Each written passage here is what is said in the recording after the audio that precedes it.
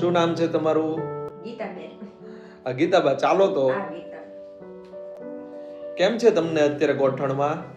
આવું તો પહેલા કરતા સારું છે? હા. આપણે બંને ગોઠણમાં અગ્નિકર્મ કર્યું, પછી હા. બસ્તી તમે લીધી. હા. ચાલી શકાય છે હવે? હે ને?